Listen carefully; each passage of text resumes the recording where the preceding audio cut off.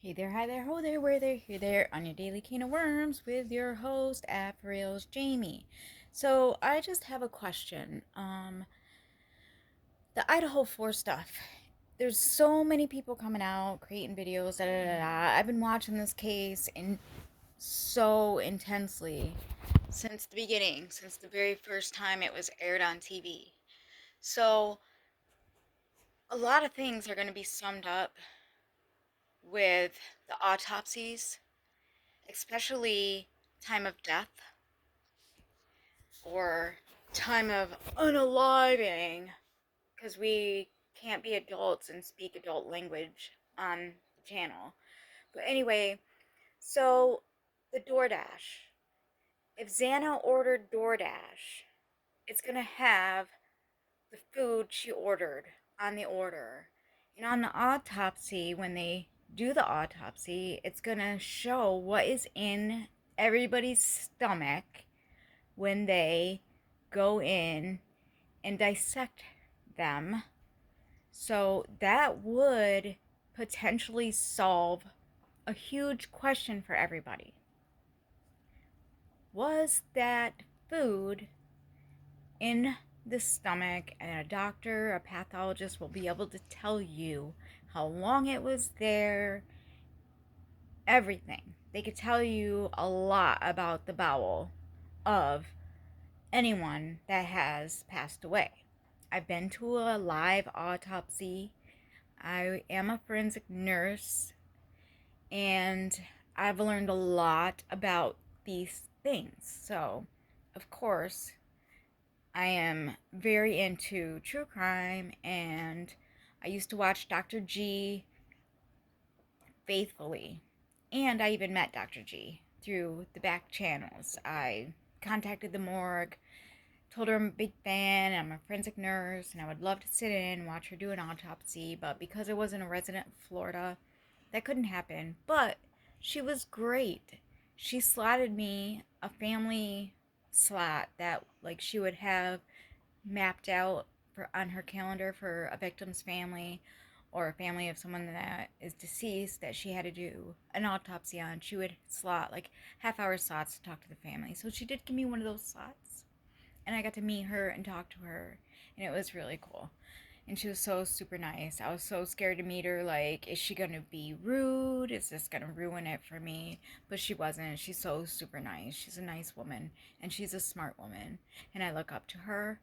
So, anyway, I just want to add my 2 cents today about that. I want to see the evidence in the trial, all of it. Because I'm telling you right now, there's so many weird things about this case. So many. So, everybody that's deeming him guilty before his trial, that's yours. You can have that. However, that's not constitutionally correct. Everybody is presumed innocent until they are found guilty in a court of law beyond a reasonable doubt. And I'm sorry, the way this case is being presented to the people, there's so many doubts. And what triggers us, we're not Koberger lovers, and we're not like defending the criminal if he is the person. But I'm just saying, all these people that know, I know, I feel like you don't know anything because this police department has not done things according to procedural processes that's remotely normal.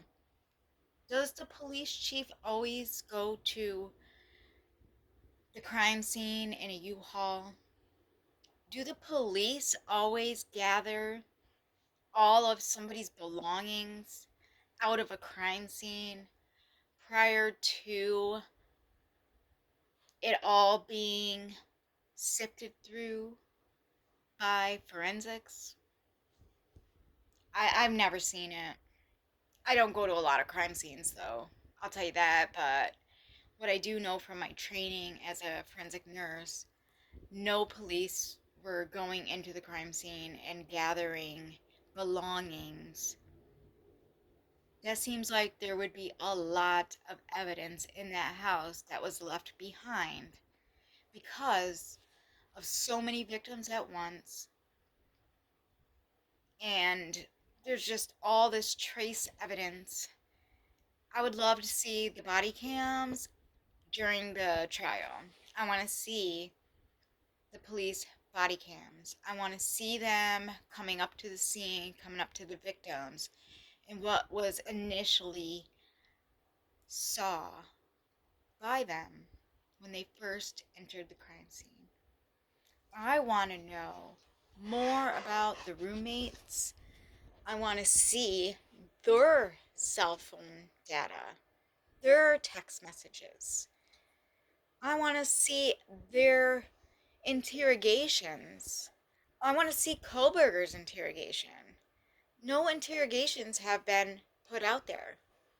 So I want to see all this before I deem someone as guilty or innocent.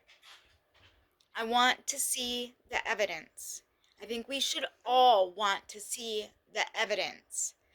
I read so many comments on these YouTube pages, and people are just off their rocker. How can you want to put someone to death with all the questions that are out there about this case? So, to me, just having all these questions, there's a reasonable doubt.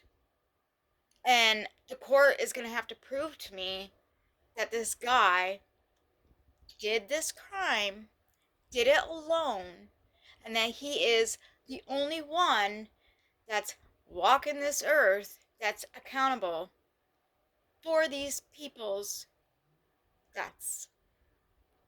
That's your daily can of worms. Tell me what you think. What's your opinion on the case?